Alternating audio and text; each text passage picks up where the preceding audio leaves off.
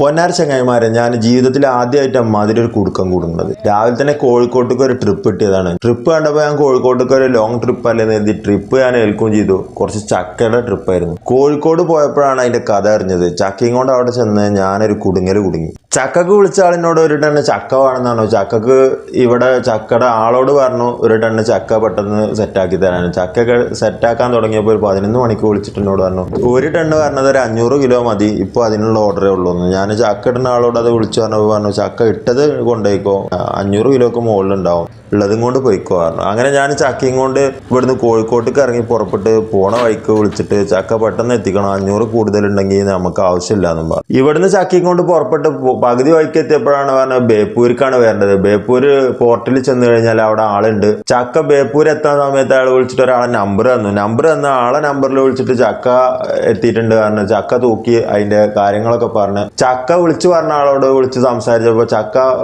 കപ്പലിൽ കയറ്റുന്ന സമയം കൊണ്ട് നിങ്ങളെ പൈസ നിങ്ങളെ അക്കൗണ്ടിൽ വരും എന്ന് പറഞ്ഞ് പിന്നെ വിളിച്ചിട്ട് നോക്കുമ്പോൾ ആളെ ഫോണിലേക്ക് കോൾ തന്നെ കിട്ടുന്നില്ല. നിരന്തരം വിളിച്ചുകൊണ്ടിരുന്നിട്ട് ആളെ ഫോണിൽ നമ്പർ ബിസി കഴിഞ്ഞ് നോക്കുമ്പോൾ ബെല്ലടിക്കുന്നുണ്ട്, പക്ഷെ ഫോൺ എടുക്കില്ല. കുറച്ച് കഴിഞ്ഞപ്പോൾ ഫോൺ സ്വിച്ച് ഓഫ്. കഴിഞ്ഞിട്ട് വീണ്ടും നോക്കുമ്പോൾ നമ്പർ അടിക്കുന്നുണ്ട്, എടുക്കുന്നില്ല.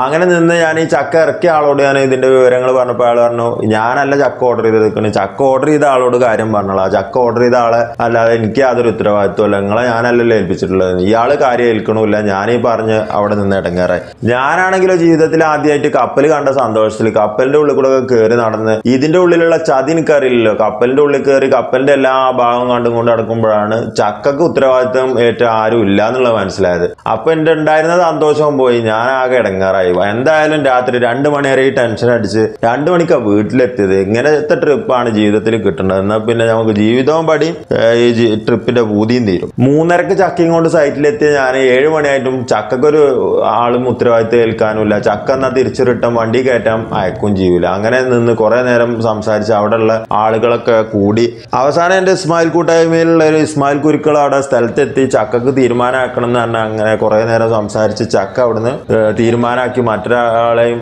ഉൾപ്പെടുത്തിയിട്ട് ചക്കയുടെ കാര്യം തീരുമാനമായി. പക്ഷെ ഈ വീഡിയോ ഇവിടെ ഇടാനുള്ള കാരണം എന്താ വെച്ചാൽ ബേപ്പൂര് ചക്കയും കൊണ്ട് നല്ല പച്ചക്കറിയും കൊണ്ടാണെങ്കിലും ബേപ്പൂർ പോർട്ടിക്ക് എന്തെങ്കിലും സാധനം കൊണ്ട് പോകണമെങ്കിൽ നന്നായി ശ്രദ്ധിച്ചിട്ട് പോകണം. ഇനി ഡീറ്റെയിൽ ആയിട്ട് ഇതിന്റെ കാര്യങ്ങൾ ആരാണ് ചക്ക ഓർഡർ ചെയ്തത് എന്നുള്ളതും അതുമായി ബന്ധപ്പെട്ട കാര്യങ്ങൾ നിങ്ങൾക്ക് അറിയണമെന്ന് ആവശ്യമുണ്ടെങ്കിൽ ഞാൻ അടുത്ത വീഡിയോയുമായിട്ട് വരും. അപ്പൊ അങ്ങനെ നിങ്ങൾക്ക് അറിയണമെന്ന് ആഗ്രഹം ഉണ്ടെങ്കിൽ ഇതിന്റെ താഴെ കമന്റ് ചെയ്തോളൂ, ഞാൻ ഡീറ്റെയിൽ എല്ലാതും അറിയിക്കാം.